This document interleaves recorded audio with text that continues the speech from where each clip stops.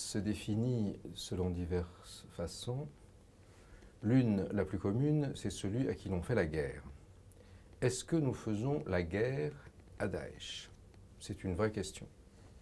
Au Moyen-Orient, on engage des moyens militaires, des avions, du personnel de renseignement et de surveillance.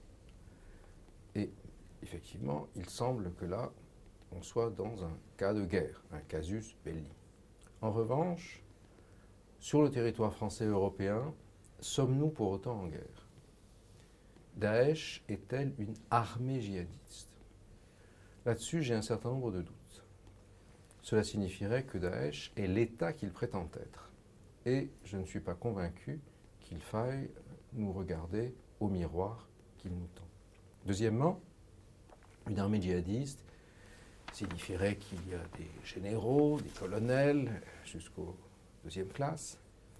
Or, les attentats du 13 novembre, plus encore que ceux des 7 au 9 janvier, montrent qu'il n'en est rien et que nous avons à faire face à ce djihadisme réticulaire de troisième génération où une feuille de route globale est donnée par le système, qui n'est même pas véritablement une organisation, prise en main par des groupes qui, tels des essaims d'abeilles, vont aller sur telle ou telle cible, avec des effets parfois réussis de leur point de vue, mais aussi d'importants ratages.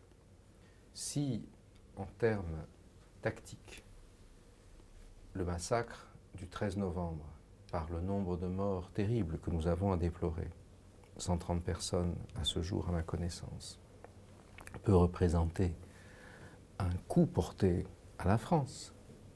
En revanche, sur le plan stratégique, le fait qu'aucune des ceintures explosives n'ait réussi à faire de victimes en nombre significatif, que le cerveau opérationnel des attentats, après une traque erratique de stations de métro en squat sordide, ait été localisé et éliminé quelques jours plus tard, que notre ait fui, tout cela indique qu'on n'a pas en face de soi une armée, mais bien plutôt des gangs islamisés, radicalisés, djihadisés, qui utilisent les méthodes des criminels, et que la police et le renseignement sont les mieux à même de traiter.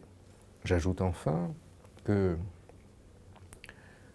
les attentats, les massacres du 13 novembre ont visé de manière indiscriminée toute la population parisienne, le peuple français dans sa diversité, alors même que les 7 et 9 janvier, ceux qui étaient visés, c'étaient des cibles désignées comme les ennemis de Daesh, les islamophobes entre guillemets, je ne reprends pas cette expression, les apostats, c'est-à-dire les musulmans qui servent sous l'uniforme français, policiers ou militaires, mais également tous musulmans dans leur acception qui acceptent les valeurs de la République, et enfin les Juifs qu'ils considèrent comme leurs ennemis princeps. C'est cela qui avait fait qu'en janvier, on avait eu une sorte de clivage entre la masse des gens qui disaient « je suis Charlie » et ceux qui disaient « je ne suis pas Charlie, Cheikh », ce qui veut dire bien fait en dialecte maghrébin, ou Charlie Koulibaly, peut-être même « je suis Charlie Martel », alors que le 13 novembre, il y a eu un consensus auprès de tous les Français, de toutes confessions confondues, pour condamner ces attentats à l'intérieur même de la mouvance djihadiste du reste, comme on le voit parmi certains des incarcérés qui appartiennent à Daesh.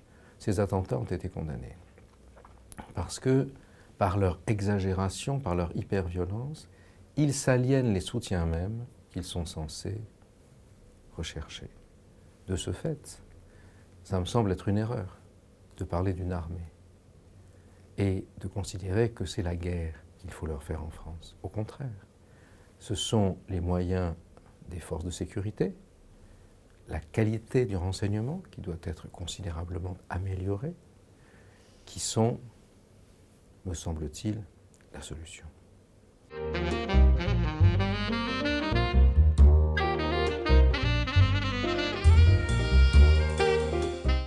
Oui, je crois que nos élites politiques françaises n'ont pas véritablement mesuré la nature du défi que pose Daesh. D'où, à mon avis, l'erreur d'appréciation qui considère à en faire l'objet d'une guerre, une armée, etc.